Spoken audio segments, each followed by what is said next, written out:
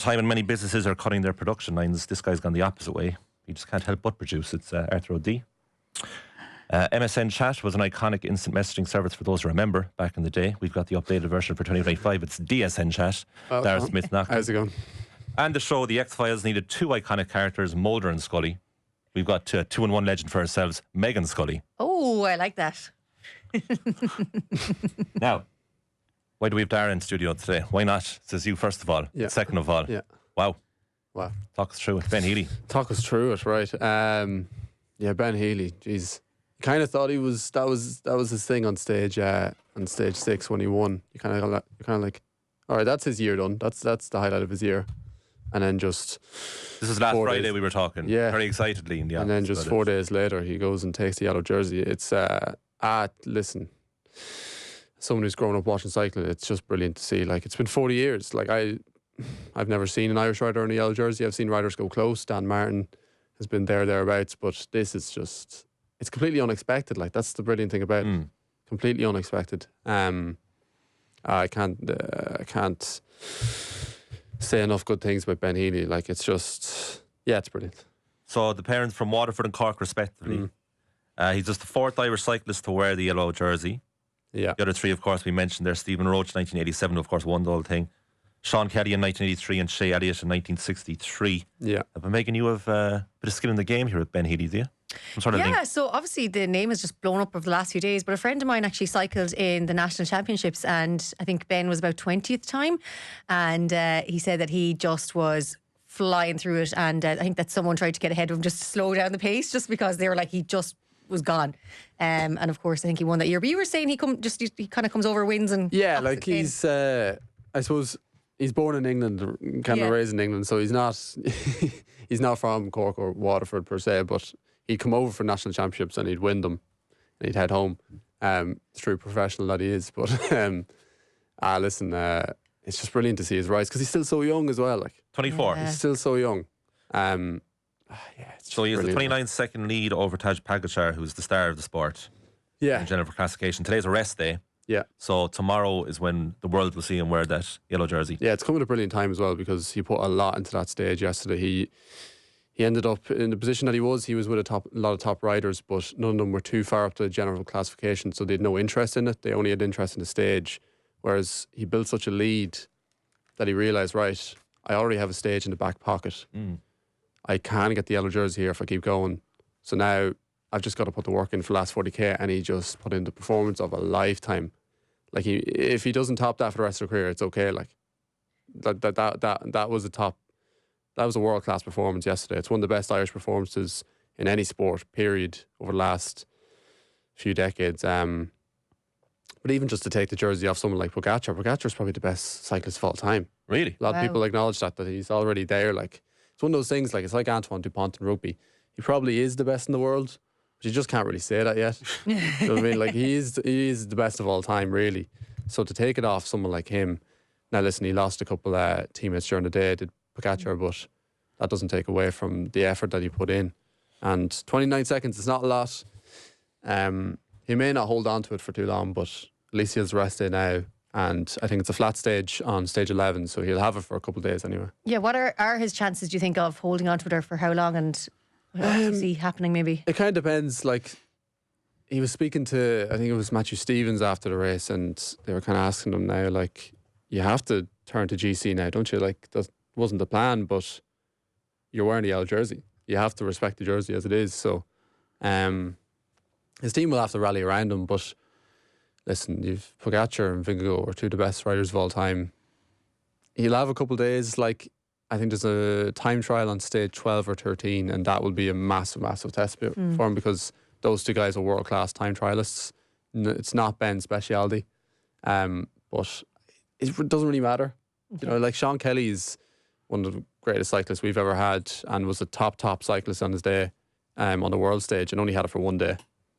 So to have it at all is, you know, it's a massive achievement as it is. Listen, Rick Astley was singing Never Gonna Give You Up. Whitney Houston wanted to dance with somebody. You two still hadn't found what they were looking for. That was the last time an Irishman had the yellow jersey, 1987. Yeah. But we have found it now. Yeah. Healy's story describes it as a fairy tale to get the yellow jersey. Is it a surprise for the sport in general that Ben Healy has the yellow? Yeah, I'd say so. Like, it's not a surprise that he's out there dominating races, really, because that's his style. He goes out and he just grabs the bull by the horns, but it's a massive surprise that he's able to take it off Pogacar. Now, UAE probably made a bit of a mistake to let the breakaway go as far as it did, considering who was there. But that doesn't really matter. Like, that's what happened. That's bike racing. People won't be surprised to see Ben going for more stages, but they'll be surprised when they come back after the rest day on Wednesday to see him in the yellow jersey. You're like, wow. And he looks good in it as well, I think. He does. Suits him, doesn't it? It does. It look very nice with his complexion. Yeah. But one thing with you, like, is this a life-changing thing in terms of professionally? Yeah. That all of a sudden, like, I don't know how the team's elements always kind of confuse me, because there's obviously amazing cyclists and teams who are never going to win because they're servicing a better guy. Not that style, yeah. Yeah. But, like, does that mean now when this is over, when his season's over, when his contract's up, whatever it is, that you're immediately more desired? Yeah, like maybe people in that team might be looking to him and being like, you might need to take the step up, because he's looked at a guy that'll go out and get you a stage win in the Tour, or he may compete in the week-long races, or he'll do very well in the classics. But now, like, he's the holder of the yellow jersey after 10 days. Yeah. There's been a lot of yellow jersey holders that may not be GC contenders over the years, mainly sprinters or puncher riders, but not after 10 days. Pogacar had that jersey. Yeah. And this was a mountain stage. Like, this wasn't a flat finish. This wasn't even a hilly finish. This was a mountain stage, and he's taking it off Pogacar. So I don't know. Stephen Roach was kind of saying there to Sticky Bottle over the night that this is a life-changing and career-changing moment. Like, this could be a turning point in his career that's like, okay, you're going to go from a stage winner to, you know, he's not going to win a Grand Tour this year, but maybe that's the way he'll start training, that he's like, right, I can compete with these guys. We haven't seen that since Sean Kelly, Stephen Roach. We haven't had a rider like that in 40 years. I have one more thing. You know that famous picture of Lance Armstrong? It just comes to mind when he in the living room with all the yellow jerseys. Yeah. When you hold it, are you still within your rights to go and frame it afterwards, or is that a bit uncouth? Oh, I think so. You have to win it, or can you still have you get a copy? You still get a physical jersey. So I think you can hang once that you one. had it. Okay. Do they have limitless supply of these yellow jerseys? Yeah, I presume so. Yeah. You should see, like, when he comes back out on stage 11, he'll be all killed out. The bike will be yellow, the helmet will be yellow, the glasses will be yellow. It'll be a great sight. I can't wait. Can't wait just to see it. Roughly how many yellow jerseys could be won and handed out at a Tour de France? Or Like, it changes hands. Like, cause a guy like Mathieu van der Poel held it there for a little while this year. Often sprinters will get it if the first stage or two is a sprint stage. There'll be a sprinter. So, like, maybe someone like, well, whoever's just sprinted well, like Sam Bennett could have potentially had it the year he won the green jersey, just if the stages went his way in terms of the profile. You might be looking at, like, I'm sure Vingegaard may hold it at some point this year, so you're probably looking at 4 or 5 during a year. Wow. 3, 4.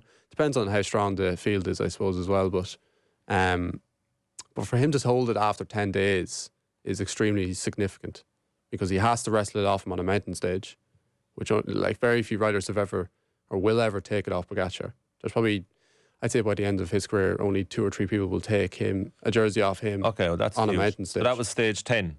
Yeah. And how many stages? 21. 21. Yeah. Halfway mark, yeah. It's pretty impressive. Listen, we have the renowned cycling journalist Andy McGrath on the line here. But first, I want to play this montage that Dara Smith-Naughton himself made. And he's going. He makes his move. Ben Healy, with 46 kilometres to the finish line, decides to go. It's one thing being in the wheel as well, Larry. It's another thing being able to hold on to it. Not too much, Ben, on this climb, not too much. Keep an eye on the others. Martinez a gur an Yunsi a Ben to Tore. Tá Ben Healy sa roige. Tá Hogan say born te 5 km le gol. Big Ben Healy's against the wheel up here.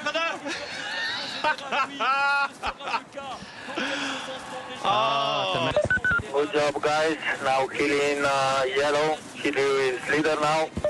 Ben Healy has a 29-second advantage right now. Irish maillot jaune in 40 long years. From Stephen Roach to Ben Healy, the Emerald Isle turns yellow. Is it sinking in yet? Yeah, honestly, no. If someone had told me I'd be in yellow and have won a stage in the Tour by the first rest day as well, I wouldn't have, I said I wouldn't have believed it, you know. I'm just super proud to represent Ireland and wear the yellow jersey for them, and hopefully I can do it some justice. This morning I asked you if you were focused on GC. Now you have to be. Yeah, I think it'd be rude not to be, you know. Andy McGrath, good morning. Good morning, how are you doing? Sum it up for us, the achievement of Ben Healy yesterday. I think it's pretty monumental. I think he's maybe joining the greats. Okay, he's not winning like Stephen Roach. He's not won as many races as Sean Kelly, but the stage win, that was enough. That's made his tour, 4 or 5 days ago. But to do this is just more than the cherry on top. It's just another cake. This isn't the kind of thing that normally happens either. Most riders of Ben Healy's profile, and it should be said too that he's not someone who normally wins these kind of stage races. Most of them will be happy, but he wasn't satisfied, and his team wasn't satisfied, and he's turning into the story of the Tour, frankly. Joining the greats, I imagine, is a sentence that you don't usually say lightly, Andy. Is that pure achievement? Is it to go with his talent as well? What are we talking about here when it comes to Ben Healy and greatness? Well, I meant to say the Irish greats, he's not quite Sean Kelly, Stephen Roche level, but he is now the Irish rider of the new generation. But the thing about Ben Healy is that he's not the most exceptional physical talent. Right. He's not a Pogacar, he's not a Vingegaard, and he doesn't have the team with the riches or the power to control the race. But what he's doing here is extremely rare. He's still racing his race in a sport controlled by a few super teams. And the way that he does that is playing completely to his strengths. Like, Ben Healy would have known weeks, surely months before the race that he wanted to attack on that stage 6. From what I've read, yesterday wasn't so planned. It was a big surprise for the team. But stage 6 is really where the foundations were laid, because that's where he got that early advantage. And he just does everything. He maximizes his superb engine, just not exceptional. He gets very aerodynamic. Tactically, he's very astute. Mentally, exceptionally determined. And physiologically, as we've seen, he can recover extremely well. So having seen that montage and him saying it'll be rude not to go for GC, that put a smile on my face, because it's intriguing, isn't it?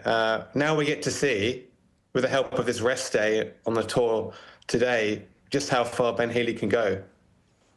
We heard here yesterday evening on Off the Ball that he's been described as a diesel engine, which I'd never actually heard before, and I thought it was phenomenal that he can go all day, but that he doesn't really have the explosiveness. But apparently that's something he's been working on that maybe people didn't expect from him in this Tour de France. So is that, do you think, what he has been doing? Did he kind of almost figure out the way to I guess, achieve what he's achieved? And as well, they reckon he was studying Tour de France previous races, like literally sitting down watching them, like putting this plan in place. So maybe unbeknownst to us all, he was doing all this in the background. Yeah, it kind of sounds like a school student, studying for their final exams, doesn't it? But it's clearly paid off, and that's another thing to remember, that Ben Healy's just getting going. Like, he won't be wearing the white jersey of best young rider because he'll be in the yellow, but he's technically leading that classification too. Like, this guy's, I think he's 24. Yeah. There's still potentially, 10 more years of success. The only thing is, once you win and you have success in this way, as the arch breakaway hunter of the Tour de France, it gets harder to win, in my opinion. Like, he will have to find perhaps slightly different ways of winning. So, like you say, changing that diesel engine, that's a different way. But his card will be marked for the future. That's the only thing. But I'm sure he'll get better in the next 5 years, which it is maybe a scary and interesting prospect for his rider. And it's fantastic as well from the Irish perspective. But how high is the ceiling for a rider like Ben Healy, as we've described with the diesel engine? How far can he actually go, like a rider like that? In terms of winning the Tour, or the potential in his career? For it? Yeah. we've already seen him nearly win, Liège, Bastogne, Liège, Flèche Wallonne, these April classics that he's really suited to. The problem is he's in the same era as this Tadej Pogačar, who can win almost anything apart from a bunch sprint. But that being said, the ceiling's very high, basically. But Ben has never really targeted a high-level stage race, so that's why the next 10 days could be really interesting. He's going to learn lots about himself, his capacity. If he does recover well, bearing in mind that you contend in these races by saving energy. He's not saved very much, has he? But if he does recover well, I don't see why a top 10 is not out of the question, which would be a superb result. Talk about Pogačar and his stature, but a guy like him, he's very aware of Ben Healy. Like, even on the radio, it was played in the clip there, the UAE team, they mention him taking the yellow jersey and they just say Healy as opposed to Ben Healy. These guys are very aware of the threat that Ben Healy is to them. Absolutely. I think it's a combination of respect, that they respected his effort in the breakaway, and partly tactics too, frankly, that Pogačar doesn't want one more day in the yellow jersey because it's a lot of rigmarole. You have to go to a written press conference. You have to do all these commitments that he is so used to. I think he's had about 45, 50 days already in the yellow jersey, which is something most riders could only dream of one day. So that puts it into perspective. But he is a rider to respect, not necessarily to fear, though. They'll be perfectly happy to have that 29-second margin. That won't be a kind of concern. But it just means Pogačar's team can ride on the back foot for tomorrow's flat stage around Toulouse. So it's a tiny bit of energy saving for them as well. Can you give us an idea of what the reaction was amongst journalists in France? Because I suppose there was about, I would say, 70k to go when people started to kind of clock that. And he's got about 4 minutes here, and UAE had lost Yao Almeida the day before, and another one of the riders was feeling ill on the day. So it was kind of like their chase was a bit nerfed, you might say. At what point did the journalists kind of start thinking, we could have an Irish yellow jersey here? Yeah, I think maybe in the last hour on that penultimate climb, as the gap didn't go down and that breakaway group really thinned out. And I think it is a popular win among the public and the journalists because we don't want to see one or two teams, one or two riders just holding the yellow jersey all the way through. We want to see competitors, and Ben Healy is an underdog. His team, EF Education, Easy Post, they are also underdogs. They're not full of money. They're probably a mid-table budget team. And even the way Ben Healy rides, like compare him to Pogačar, it doesn't look so easy. His head's kind of slanted to one side.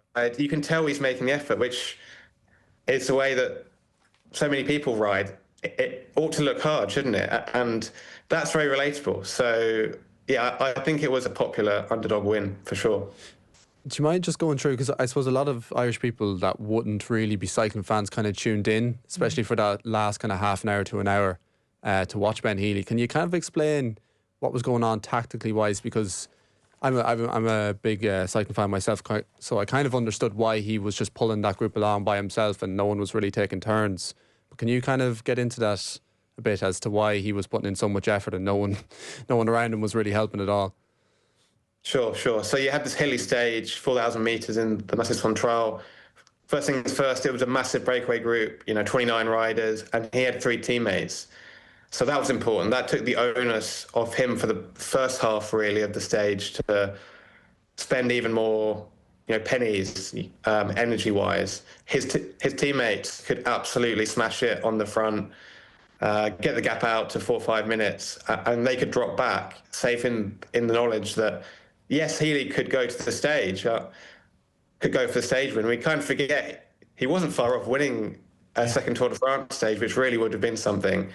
But they had that goal in mind. He would have been hearing on the race radio from his calm team director behind that the yellow jersey was in play. And as that goal crystallised, he was being told, do some work, don't do too much. Because like in a breakaway, you want to keep the cohesion with your kind of comrades, but it's also the kind of scenario of my enemy's enemy is kind of is my friend, that you kind of want to work together for as long as possible and then absolutely attack each other and go for the stage win. So he wanted to keep that time gap. He wanted to keep it smooth, which is only so easy when you're going up and down these 6-7 kilometer, mountains. And then he wanted it to play out on the final climb, and it all kind of worked out. Yes, it would have been nice to have the stage win, but this is absolutely huge for him, for his profile, for the team's profile in the media. Ben Healy will never experience possibly 72 hours like he's going to experience. All the media, all the interviews. Could probably be on the front page of several newspapers here in France. But yeah, tactically it was really a bit of a masterclass from his team too. Well, he's all over the papers here too, Andy. He's used the word fairy tale as well. Today is a rest day, but it must be a very difficult rest for Ben Healy because there'll be so much attention on him. And then we're back on schedule tomorrow. What kind of a stage will that be? Well, I don't think he'll be drinking pints of Guinness on his rest day or anything like that. He'll be doing tons of media. But tomorrow has a bit of a punchy finale. Right. If Healy's rested decently, a kind of rest, in inverted commas, he'll go for a little coffee ride probably. But if he's rested decently, he should survive any attacks that happen in that punchy finale into Toulouse, and he should keep the yellow jersey for another day. Pogacar could light it up, Vingegaard could, but he ought to be all right. Okay, that's my feeling. And so is there a stage upcoming that will potentially really trouble Ben Healy and he could lose the yellow jersey? It's hard to say because it's mainly flat, but it's got several, steep 1 kilometre climbs in the last 30k. That said, that is kind of Ben Healy's bread and butter. So as long as mentally and physically he's okay, that shouldn't trouble him. What I really want to see is what happens on Thursday's stage. That's a high mountain stage, finishing on a ski resort called Houtekam. That could be curtains for Ben Healy's time in the yellow jersey, because Pogacar or Vingegaard might want to really impress themselves on the tour with a big move. Right. Or we might see something heroic that extends his fairy tale.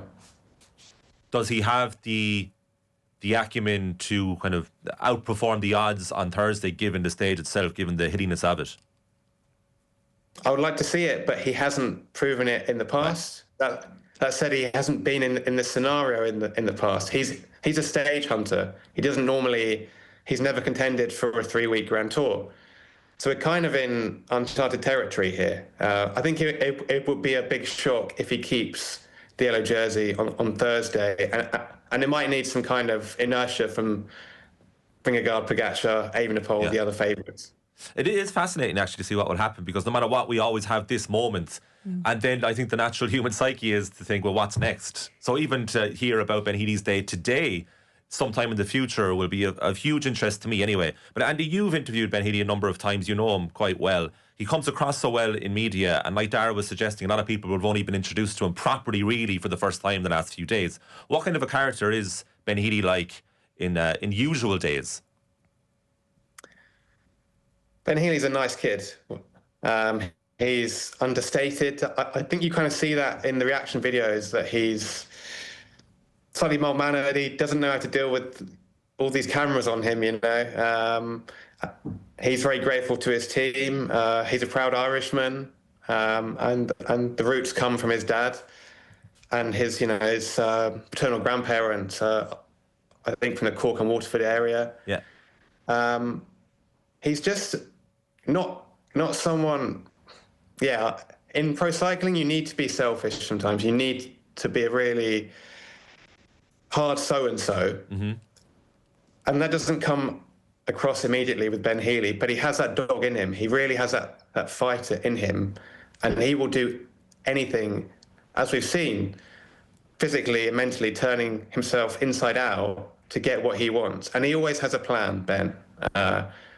He's very smart, tactically, sports-wise, and he's a very nice guy. I mean, you could talk to him, and you wouldn't think there's this, burning competitive instinct, but there really is. When's the last time you kind of remember seeing a story like this? Because we were mentioning before, like, it's not uncommon to see a non-tour contender, you might say, to take the yellow jersey over the favourites. But after 10 days, that's a rarity, because you get into the mountains at that stage. You're probably looking at a Julian Alaphilippe type of rider for the last time this type of thing happened. Can you remember the last time you were covering a story like this? Yeah, when you asked the question, Alaphilippe is the one that came to mind. Maybe Thomas Vauclair, but we're going back nearly 20 years, and he had the yellow jersey a bit earlier. It is a rarity for the kind of Pogacar, Vingegaard era we are in now. And it's something to celebrate, because sometimes I get a bit worried that cycling fans, are they turned off by the Poggy recent dominance, They need someone else to really cheer for, someone they can maybe relate to slightly more. So, yeah, I think it's something that happens once every 5-10 years, if that. Just one more from me there. You mentioned light coffee ride. Is that exactly what I picture? What was that? Sorry? Is it exactly what I imagine? The light coffee ride is this, coffee. You're cycling to a coffee shop, getting a coffee, cycling exactly back. That, yeah. How long does that take? Pretty much. They spin their legs. They ride, quite slowly for, maybe they ride like an hour to the coffee shop. That's a long maybe an hour back. It's that. Yeah, the strange thing about Tour de France cyclists is that yes, it's a rest day, but they don't want to not cycle on that's rest day, interesting. because the body and the mind is so attuned to 21 days of racing that if you just go cold turkey and lie in bed all day, which is tempting for all of them, then you'd probably be much worse on the next day. And there are actually stories from tour history of sometimes the stage after the rest day is one of the most dangerous ones for having bad legs, and people have lost yellow jerseys or lost time. So that's why they have their little flat white, and then they ride back. I suppose like the lactic acid build-up as well. I just want to jump forward quickly to stage 16, Montpellier. There's a lot of talk about this stage that if Ben Healy is thereabouts, that this could be him actually winning the Tour de France. Or what are your thoughts now? For those from now, especially in Ireland, we're going to have so much more viewers tuning into TG4 to watch the Oscailga coverage, and they're probably going to want to know, a bit more about who they're watching and why they're watching. So I guess, is it stage 16 that we'll kind of know who the winner is? I think after, by stage 16, because the race goes through the Pyrenees, the high mountains, up to the weekend, by then we'll really know, is Ben Healy a contender for winning the race? I don't want to be the one to break Irish hearts, but I think it's quite unlikely. But hey, stranger things have happened. Alaphilippe and Vauclair nearly won the Tour, 6 years ago and 15 years ago. So that would be a hell of a story. Andy McGrath, cycling journalist, thanks a million. That was fascinating. Thank you very much.